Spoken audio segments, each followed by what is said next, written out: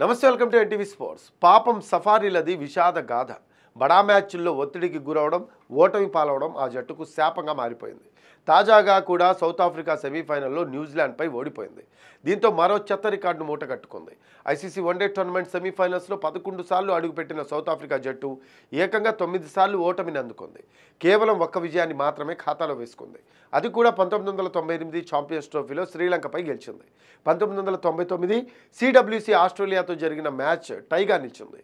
గత 10 ఏళ్ల కాలంలో చూస్తే 2014 టీ20 వరల్డ్ కప్ సెమీఫైనల్, 2015 ప్రపంచ కప్ సెమీఫైనల్, 2023 ప్రపంచ కప్ సెమీఫైనల్, 2024 టీ20 World Cup final, 2025 Champions Trophy సెమీఫైనల్లో ఓడింది సౌత్ ఆఫ్రికా. ఛాంపియన్స్ ట్రోఫీ చరిత్రలో తొలి ఎడిషన్ 1998లో విజేతగా నిలిచిన సఫారీలు ఆ తర్వాత నుంచి విఫలం అవుతూనే ఉన్నారు. 2000, 2002 ఛాంపియన్స్ ట్రోఫీ సీజన్లలో వరుసగా సెమీఫైనల్స్కు చేరుకున్న సౌత్ ఆఫ్రికా జట్టు 2 సార్లు ఓటమిని అందుకుంది. 2006, 2013తో పాటు ఇప్పుడు 2025 సెమీఫైనల్లోనూ ఓడిపోయింది. మొత్తగా ఛాంపియన్స్ ట్రోఫీలో 6 సార్లు సెమీఫైనల్కు అర్హత సాధించిన సౌత్ ఆఫ్రికా 5 సార్లు ఓడిపోయింది. ఐసీసీ వన్డే వరల్డ్ కప్లోనూ ఇదే చెత్త ప్రదర్శన చేసింది దక్షిణాఫ్రికా.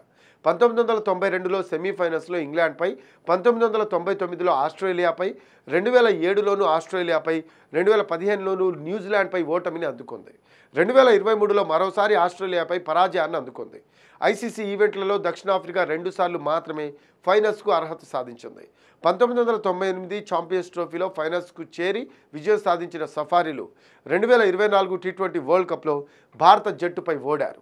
అందుకే సౌత్ ఆఫ్రికాను చోకర్స్ అనే ట్రోల్ చేస్తూ ఉంటారు క్రికెట్ అభిమానులు. వాస్తవానికి చోకర్స్ అంటే గెలవాల్సిన మ్యాచ్లో ఓడిపోయిన వారిని అంటారు.